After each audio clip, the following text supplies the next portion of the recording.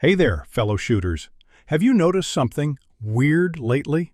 Ammo is cheaper than it's been in a decade, but when I walk into my local gun shop, the shelves are stacked high. Boxes of 9mm or 223, you name it, just sitting there, gathering dust. It's got me scratching my head. We all begged for prices to come down, and now that they have, why is no one loading up their carts? All right. On this video, we do no BS talks about the gear and trends that actually matter. Today, we're diving deep into why ammo sales have hit a wall in 2025, even with deals that should have us all stocking up like it's 2020 again. If you're feeling this, do me a favor and hit that like button. And if you want more real talk breakdowns, smash subscribe and ring that bell so you don't miss a thing.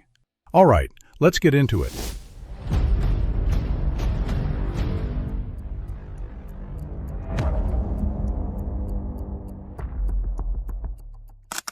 The problem, a ghost town at the ammo counter. Picture this. I swung by my shop last weekend. Right there on the shelf was a fresh stack of 9mm Blazer brass, going for just 20 cents a round. No sales hype, no 2-box limit. That was the everyday price. Right next to it, a full brick of 22 LR for 5 cents a pop, not even locked up in a glass case. Man, if you rewind the clock just a few years, that shelf would have been stripped bare before the doors were even open for an hour. People would have been elbowing each other for the last box, but today, it's just crickets. And this isn't some local fluke. I keep a close eye on the Black Hills Ammo Price Index. It's a solid tracker for the whole market. Their numbers for the first quarter of this year were sitting at a cool 38 out of 100. That's a nosedive from the insane peaks we saw back in 2021. This is the new normal. So what gives? The shelves are full. The prices are what we dreamed of during the shortages, but the buying frenzy is gone. It's like we went from full-blown panic to total indifference overnight. The answer isn't simple. It's a perfect storm of three big things. Reason 1, the great panic buy hangover.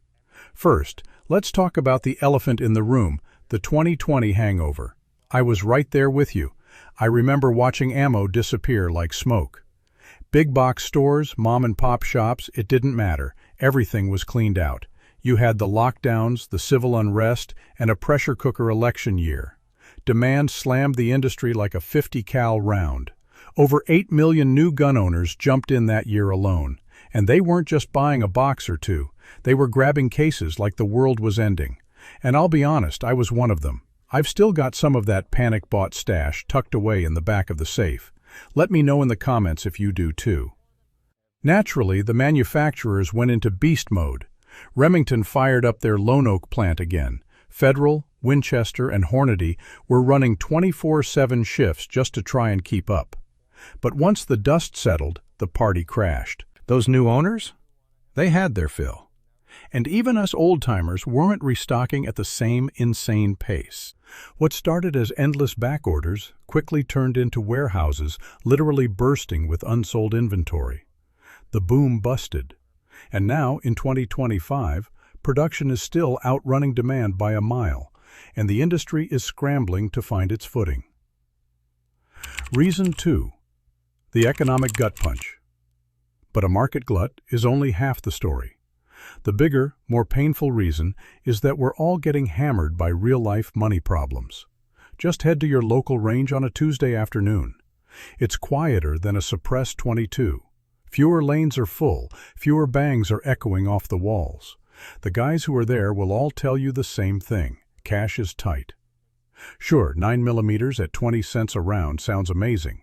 But when your grocery bill just jumped another 10%, or the family dog has an unexpected vet bill, a range day suddenly becomes a luxury.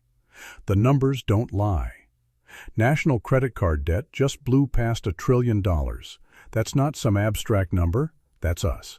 That's the reason ammo counters are quiet. Those middle-income shooters, the backbone of this community, are being forced to cut back.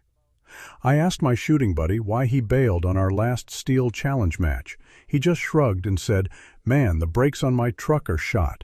I need those more than I need spent brass on the ground." And that just nails it, doesn't it? That's the conversation happening in garages and at kitchen tables all across the country. We're not ignoring the deals. We're just stretched thin. For a lot of us, seeing cheap ammo right now is like staring at a feast through a locked window. We want it, but the wallet just says no. Reason 3. We've developed fear fatigue. Okay, so the market is flooded and money is tight, but you'd think with all the chaos in the headlines, there'd still be some fire under us to buy, right? That's the wild part. Back in the day, fear was the ultimate ammo sales pitch. In 2020, every headline emptied shelves. But now? Wars are raging overseas. The news pumps out doom and gloom 24/7, and the reaction from the gun community? A collective shrug. Why? Because we've wised up. We're not knee-jerk reacting anymore. We've been through the cycle. The old buy it now or regret it later playbook is broken because we can see that the supply chains are stable. The shelves stay stocked. That edge-of-your-seat urgency is gone. I talked to a couple of gun store owners I know. They geared up for a huge rush when the war in Ukraine kicked off. Nothing. Same thing with escalations in the Middle East. Buyers just kept strolling by. This is a massive mindset shift. Fear just doesn't hook us like it used to. On one hand, that's a good thing. We're not getting played by hype anymore. On the other hand, it means the industry can't rely on panic to drive sales. The adaptation. How we're getting smarter. So that's the problem. But here's the good news. We're not giving up. We're adapting. We're training smarter, buying smarter, and stockpiling smarter. First, the guys who used to impulse buy a case of ammo are now mastering dry fire in their garage. My buddy with his Glock 19 has a Mantis X setup. He's drilling his draw and trigger pull every week without burning a single primer. He's not skimping on training, he's optimizing it.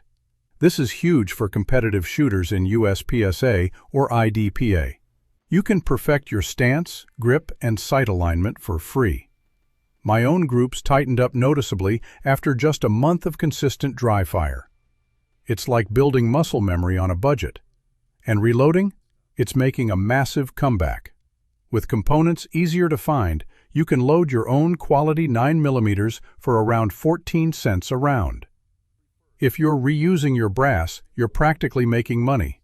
I picked up a basic single-stage press during the last shortage, and it paid for itself tenfold. It's not just a niche hobby anymore. For a regular shooter, it's a financial no-brainer. Our buying habits are evolving too.